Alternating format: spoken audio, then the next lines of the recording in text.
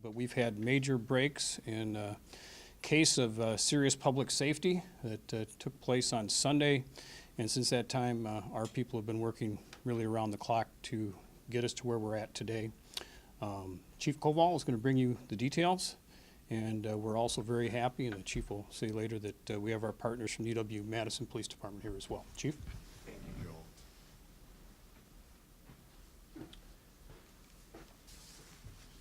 At the outset of my remarks, I would be remiss if I didn't take advantage of this opportunity to do a little public education. Whenever someone in law enforcement has died in the line of duty, we remember that but for the grace of God, that could be any one of our sisters and brothers. And so today you will see, as you look around the room with commissioned personnel, we wear the mourning badge in memorial of the Milwaukee police officer that was slain yesterday morning in the performance of his duties. Matthew Rittner, a 35-year-old officer with Milwaukee, 17 years of experience, who leaves behind a wife, a child, and scores of colleagues, friends, and family members. So we honor his service, we grieve his passage, and suffice to say that we will be sending a delegation from our honor guard to be a representation of that service. So now I will segue. Folks, I've been to a lot of incident command posts in the last 5 years. Each one is unique unto itself and has nuanced dynamics with each and every victim. All of our victims are important to us, and the pain that they have incurred for those who have lived, those who haven't lived, their family, their friends, all have been forever and alterably affected, forever. There will never be the same normality that they once enjoyed.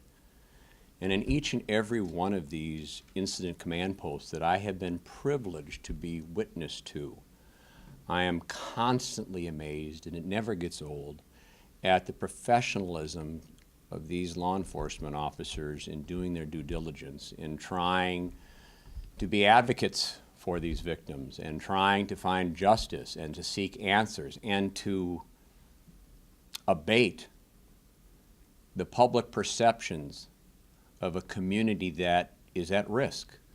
We understand that. We know that. In this most recent incident, however, I have to say, since each command post has a different flavor to it, this, for me, was where I saw true grit, true grime, doing any and all dirty jobs necessary, relentless resolve, around the clock. Katie barred the door in the overtime because that was a non-issue and a non-starter for all of it. And in this instance, it was almost surreal going into the command post because of the sense of steadfastness that I saw from these detectives, these officers, these analysts. It was different. And I think that one of the reasons it was different was because it was a 19-year-old student. I'm so pleased and so proud that Chief Kristen Roman could be here, as it is fitting that she be here, because officially, I'm certain that the university takes its role as in loco parentis very seriously, in place of parents. They are their adopted constituencies, and what happens on campus and to their students means a lot to Chief Roman and her proteges over there. We work hand in glove with the university. It's great to collaborate with my old friend, my colleague, and someone who I have a great deal of respect for her work ethic. And as I'm certain we would see, we saw the university asking what they could do to help and when. and I'm grateful for your assistance. I also want to say that knowing that those who have this unclosed loop, because we didn't have a suspect right away readily, meant that there's an awful lot of angst. There's somebody at large. What are you doing about it? And to that extent, I sent our Chief Valenta, Chief of Operations, along with our Chief of the Central District, Jason Friedman, along with, and I want to point out, our neighborhood officer, Damian Figueroa. This city is 250,000 in census population, over 90 square miles, and I guarantee you there are neighborhoods beyond neighborhoods that would love to have and to hold their very own neighborhood office. We recognize our special relationship with the university and our campus community.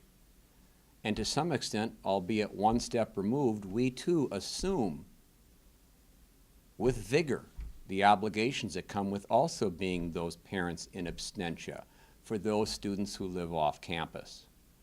So it was only appropriate that in addressing that great unknown, that the university and Madison would be addressing groups from the Greek system and beyond to try to tell them how incredibly important it is for us to safeguard everyone's safety, particularly understanding that those students are sort of a reflection of our legacy for tomorrow. They're our hope. We have sons, we have daughters, we have siblings. The university is a wonderful marquee for bringing that. A lot of them come to question authority in all forms too, and that's healthy.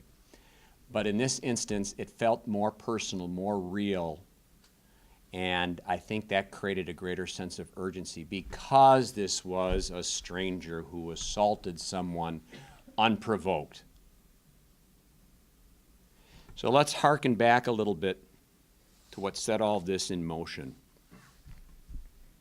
So it was early Sunday morning when we first got wind of this case about this 19-year-old student who was seemingly attacked by a complete stranger down in that corridor of Carroll and Langdon. We're grateful. We had a citizen, a witness, who was concerned by what she saw was someone being pulled or pushed against their will down a street, and used it as an opportunity to make a timely call to some other friends that this witness knew that thought that they might be able to sort of verify, investigate further, and in fact those two friends acted upon that call, searched and found our victim. Her injuries were significant. I had a veteran police officer who has worked many a scene, not his first rodeo, and it took him aback. This wasn't your bar fight on a Saturday night off State Street. This was something horrendously different. And like many of us, you think you've been there, done that, experienced it all. Well, guess what? He has a daughter too. And it affects him uniquely in that sense as well. So when the officers got there right away, after they located the injured victim and immediately brought fire rescue in on board, the officers, with the help of a police dog, immediately began scouring, canvassing, and looking for any telltale clues that they could. That's where the vigil began. Remarkably, sadly, astonishingly, this brazen act may have actually been fulfilled earlier in the night, as our investigative leads show that there are at least some indications of a precursor to this. We have video to suggest that he was looking at another young co-ed and would have pursued her but for the fact that she got home. As a matter of fact, I see Joel has provided me an update that we believe that there are others who may have actually had contact with this subject because they say that he was out and about Langdon and photobombing, taking pictures of anything that moved. So if, in fact, once we reveal this character's picture, this likeness, if you have anything, we want to know about it. We want to know what sort of serial predation this person may have been up to. We want you to call our non-emergency line at 266-4275 so we can hook you up with a detective or an analyst or an officer and do some logical follow-up on that. In any event, since the moment that MPD was called to this scene, everything has been focused on identifying and arresting whomever was responsible for this heinous act. Everybody was all hands on deck. And I mean everybody. And I'm going to list all of those units at the end. And I'm going to refer to my list because I don't want to miss anybody, because it was such a coordinated and comprehensive team response that everybody should be given the credit that they so richly deserve. We have been in contact with the family throughout all of this. Just prior to me coming in here today, which was why I was a minute or two late, Dad extended his profound thanks and made an impactful request, which I am now relaying to you, that as you do your due diligence as good journalists as you are, they are begging for their family to have some privacy now so that they can continue to heal their daughter up. Okay? So where do we go next?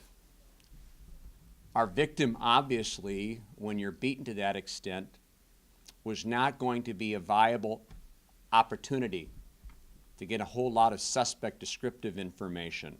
She had surgical compelling needs that had to be dealt with, understandably so. That time of day, that time of night, that location, more remote than it is than most, meant that we had to deal with our collateral means of pursuing all investigative leads. Again, let me get on my soapbox. Thank God for citywide cameras. We need cameras to do our job in 2019.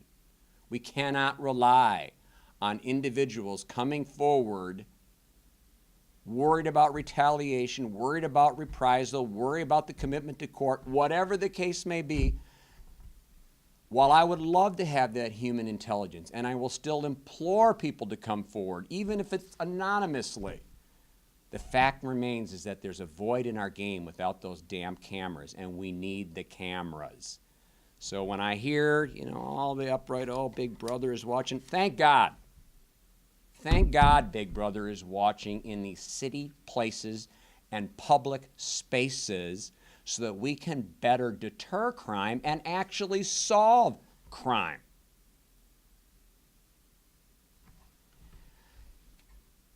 Hours and hours of footage, of video, cross-referencing, cross-tabulating, intensive manpower and resources to do all of these algorithms in possible routes of travel, windows of time, windows of occurrence. Ultimately, we started to get a glimmer, some help. Additional footage was ultimately uncovered downtown, and that also aided some of our efforts. Ultimately, we were circulating what images we had, trying to get the resolutions enhanced, trying to get them into the hands of other working law enforcement agencies throughout all of our state, all of our county.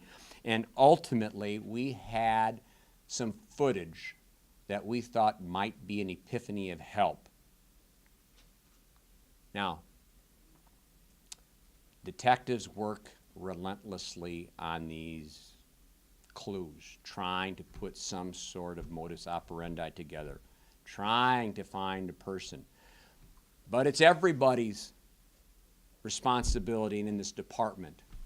And at one point, it's interesting to me that it was ultimately recovering gang officers and neighborhood officers that put a name to a face and helped us connect some dots that I think represented a breakthrough. These collateral services that some would refer to, gang officers, corps officers, neighborhood officers, they're great at building relationships, and thank God they're also good at remembering the relationships they've cultivated and who they are. Quite an asset to be able to have internally when someone can come into an incident command post, have a recollection, and then cross-tab it with colleagues to get us to this point. So, what all that did, where we finally arrived is that last night, shortly after 7 o'clock, we were able to make an arrest in the 4700 block of Cottage Grove Road. He was taken into custody without incident, and at this juncture, he is being held on a DOC probation hold. We are continuing to close holes, firm up our case, and prepare a criminal complaint for reference to the district attorney's office for charges. They will be coming. We feel very confident that we got the guy, and we want the community to feel better about how they move and about in our community, particularly down there in the Langdon Street corridor, which we know to be prominently occupied by people in the Greek system, both fraternity and sorority. We have a lot of cooperatives and a lot of other student-led organizations that are down there who do their due diligence to come to the University of Wisconsin, get an education, make an enriched experience, and then move on with their lives. And we want to be a part of those success stories. We want this horrific scene to be the anomaly, not the norm. This is not going to be our defining moment, not as a city and certainly not as a campus. So this individual that you see before you is not, as you might have imagined, is not his first rodeo to the criminal justice system. He has a criminal record. I'll allow you to go take a look at what CCAP has to say about him. And I hope, because you're the fourth estate, I count on you to do your investigative due diligence. I hope that when you look at this CCAP record, you'll ask some questions, not of me. I hope you'll ask those questions of those who are involved in charging decisions, sentencing decisions, probationary terms. I think those questions are warranted. Have at it. I'm not here to throw people under the bus. I'm here to celebrate a win for getting a bad person off the street. Now, this is Madison. And 5 years ago, somebody, I think they regret they ever coined it, is Kumbaya Koval. Boy, did you misread me.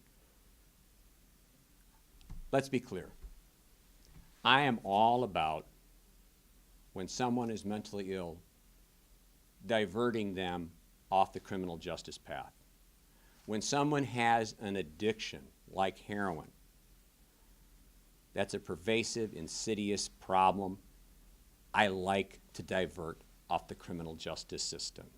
I like looking at every case as a first case, as an opportunity for restorative justice. This ain't that case.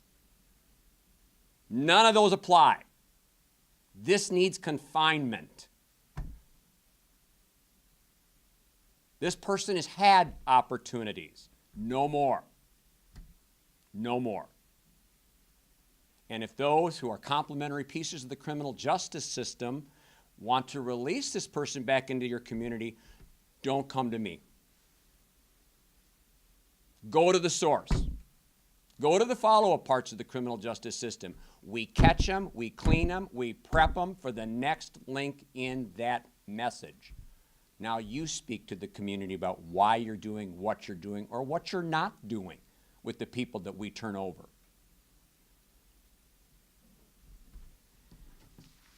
At the end of the day, so many people were instrumental in this united effort. I got a baby detective that grew up overnight on this case. I got a guy that's a savant when it comes to video. I mean that in a very positive way. They're gifted. But like any production, Cecil B. DeMille production that we are, there's a lot of pieces behind the rock stars, behind this ugly face, that's for dang sure.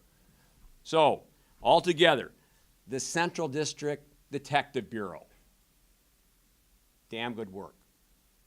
We had many city patrol officers, too numerous to mention because they all cross-pollinated. Our Central District neighborhood officers in particular, our Central District community policing team, our North District community policing team. We had detectives from North. We had detectives from Midtown. We had our gang unit weighing in. We had our Dane County Narcotics Task Force taking a role. Thank you, Cottage Grove, for your use of your canine handler and your dog. We had forensic services that were deeply embedded in this. Special shout out and thanks again. We got great partners at the Wisconsin State Crime Lab. Dan Campbell, you and your group, God bless you, especially in that DNA thing. And we also had some good assistance because, as I said, he's on ice today because of a probation hold placed by the part of the Department of Corrections. So, I've already said I'm pleased that the university can be here because they are advocates for all of their students as they try to maximize their experience here at UW. By extension, we want to complement and support those very same students, particularly the ones that live off the campus proper. But moving forward, I hope that the community appreciates that when we get a crime of this nature, of any nature, but this one, this took on a dimension that transcends any I've ever really seen in terms of the grit that I saw around the clock. As a matter of fact, that grit was palpable, and I certainly hope that Lai, our maintenance worker, will be delousing and cleaning up that room from top to stem because it smells like a locker room. So, be that as it may, if you have any questions for us now, obviously we're still waiting for forensic analysis. We're still getting some probative video enhanced, and we're preparing for the release of the criminal complaint. I am told by Dad, thankfully, that the surgeries have gone well. Their daughter is responding, and the family is very grateful for all that has been done and the fact that they have been kept engaged literally, if not by the hour, every other hour or so. We have worked diligently to make them know what a priority this was for us. Because quite frankly, when, for example, Chief Roman and her team and Chief Valent and my team met with students, it's palpable that they're not only meeting with the students, folks, they're meeting with legions of parents who are also concerned about their kids' well-being. And we get it. We get it. All right? If there are any questions, Joel, you want to? Any questions for the chief? Chief, Yeah. what was the time difference between this unprovoked, vicious attack and what you believe to be this individual following another woman? Yeah, the precursor, I'm calling it sort of may have been a telltale precursor to the event. Do you have? 1 hour. 1 hour, thank you. I just knew it was somewhat contiguous to our time of attack, but that makes it clearer. Thank you. Can you describe her injuries more and then maybe explain how long she was alone before somebody was able to locate her and get her, the help she needed? I think the extent of her injuries were largely to the face, involving fractures, which required a surgical response. Obviously, when you are dealing with someone who's had a lot of fractures to the face and the orbital area, that creates incredible swelling, so as to almost be unrecognizable when you're first dealing with someone, which is why some of the information could not, by design, be forthcoming. Chief, Detective team says minutes in between when the witnesses arrived and we believe the battery took place. So if it hasn't been heard off mic, it was just minutes between the time that the two women witnesses found her and we were there on the scene with MFD. I'm sorry, is this a sexual assault or is it just being considered an assault case? At this time, again, from an evidentiary standpoint, we're looking at it as a physical assault, but we're not precluding any of those possibilities. That again goes to the forensics of things that are still to be determined. And there's still no known connection between this man and the woman. None that we have established, none through phone records, none through any other mechanism of familiarity whatsoever. Do we know, or do you know why he may have done this then, or was alleged to have done this? Well, that's ultimately what we'll have to determine, or what he will allege as I guess, a defense. But at this point, again, we have no understanding of what would have precipitated such an unwarranted attack on her. Again, the guy, can't tell, but I mean, he's 6'2", about 180 pounds.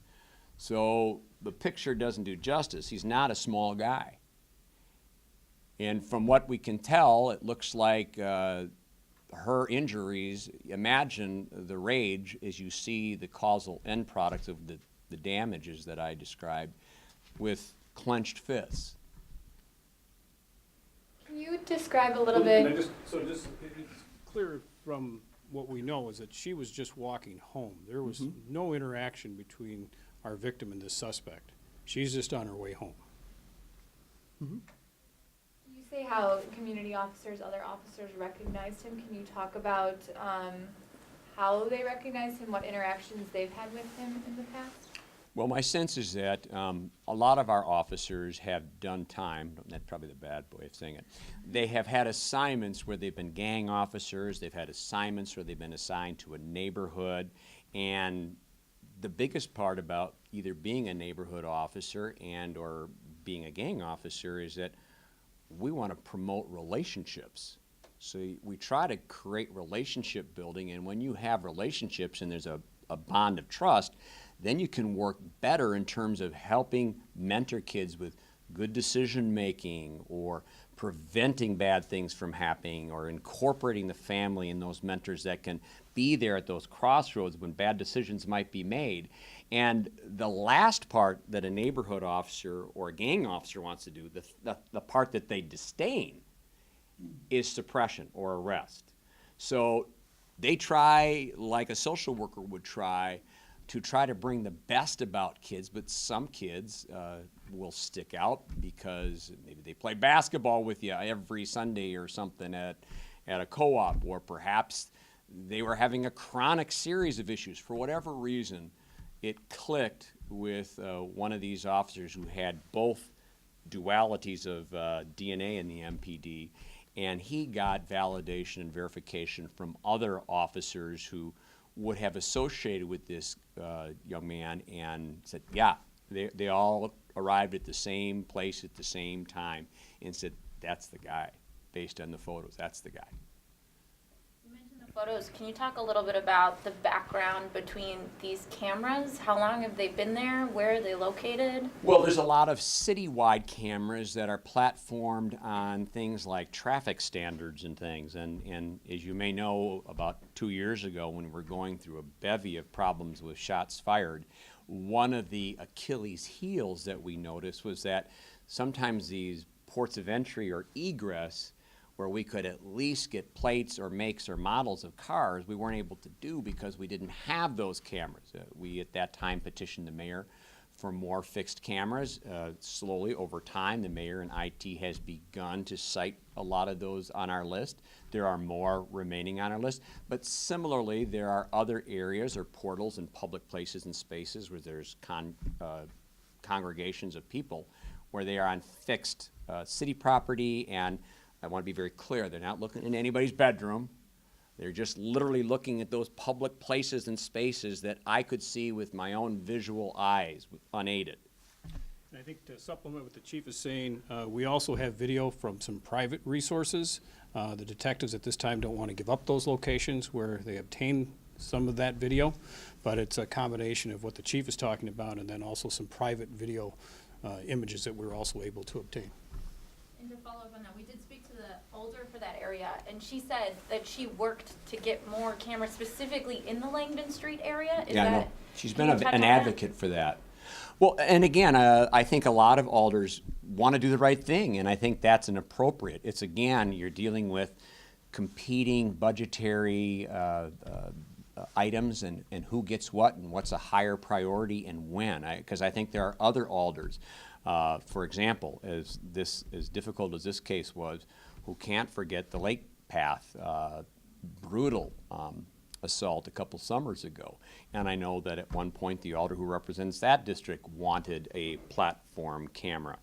And some of the things with the cameras in some of the areas that are contiguous to private areas have issues unto themselves in terms of neighborhood privacy, lighting. Some people want au naturel foliage. Some people want it pruned back.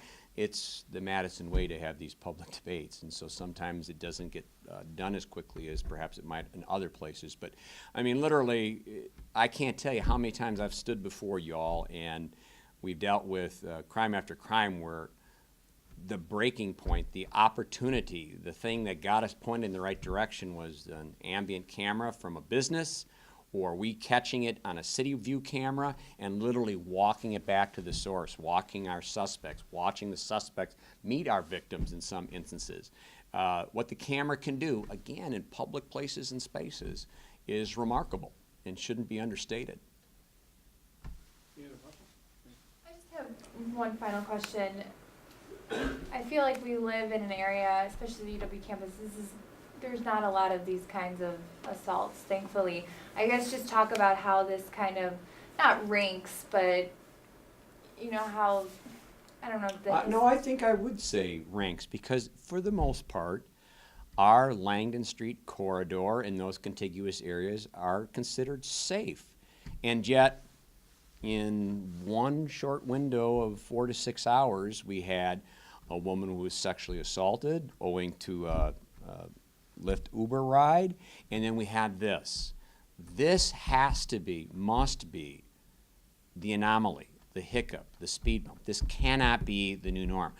We owe it to our campus community. We owe it to those parents of our campus community. This is egregious. There is no doubt that you're right on that, Keely. This was an egregious case, one that I hope will never have to convene here and discuss the aftermath of such an assault. Any other questions? Thank you. Thank you, guys.